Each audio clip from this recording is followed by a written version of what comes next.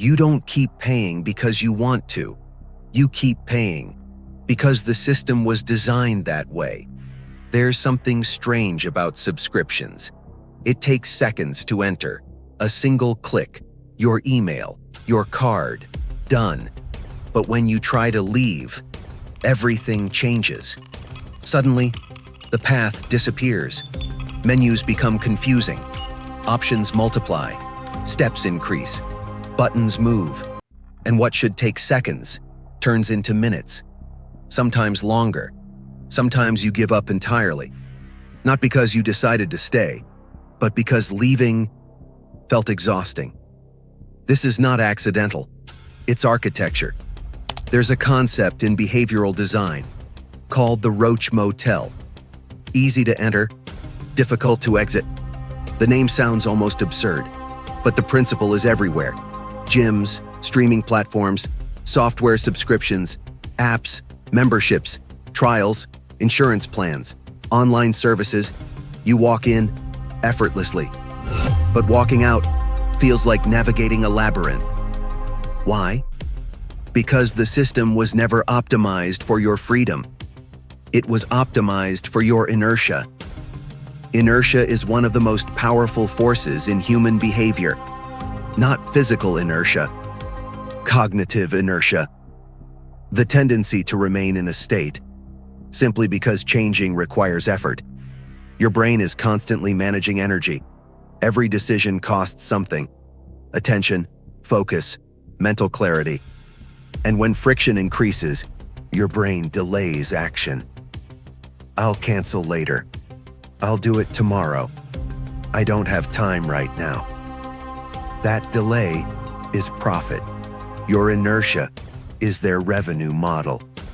Most subscription companies don't rely on usage.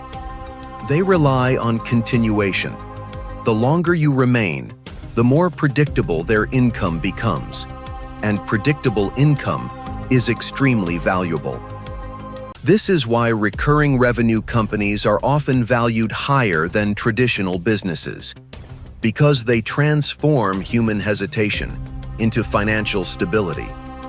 But the system goes deeper than friction alone. There's another psychological layer: loss aversion. Humans feel losses more strongly than gains. Canceling feels like losing something. Access, possibility, convenience, even if you rarely use it, even if you forgot it existed. The potential still feels valuable, so your brain hesitates. Maybe I'll need it later. And hesitation is enough. But there's an even more subtle mechanism: decision fatigue. Modern life forces you to make hundreds of decisions every day. Messages, tasks, work, notifications, schedules, choices.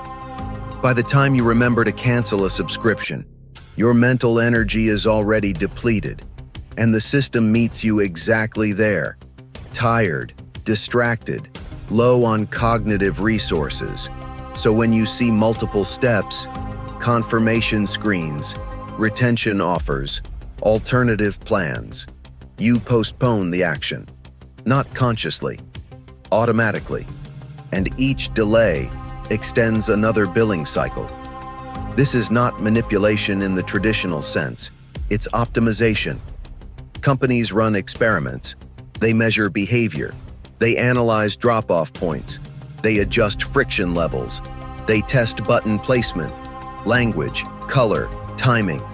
Every small change is calibrated, until the path to cancellation is just difficult enough to slow you down.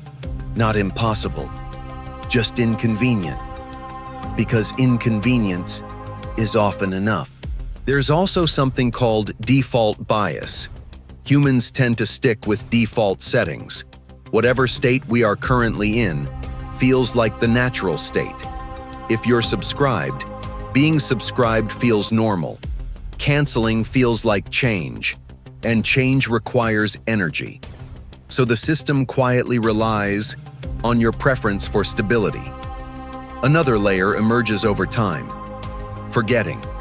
Some subscriptions are designed to disappear into the background of your attention. Small amounts, Monthly charges, quiet transactions, no reminders, no interruptions, no urgency. And without urgency, action fades. Months pass, sometimes years, not because you chose to continue, but because nothing forced you to reconsider.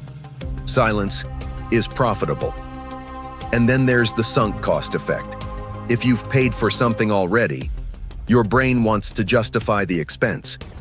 Canceling feels like admitting loss. So you wait. One more month. I'll use it more.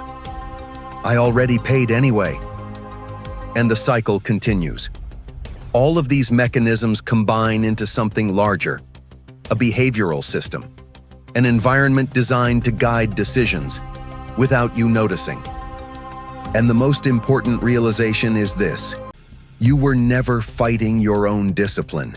You were interacting with an architecture built by people who understand psychology, data, behavioral economics, human attention.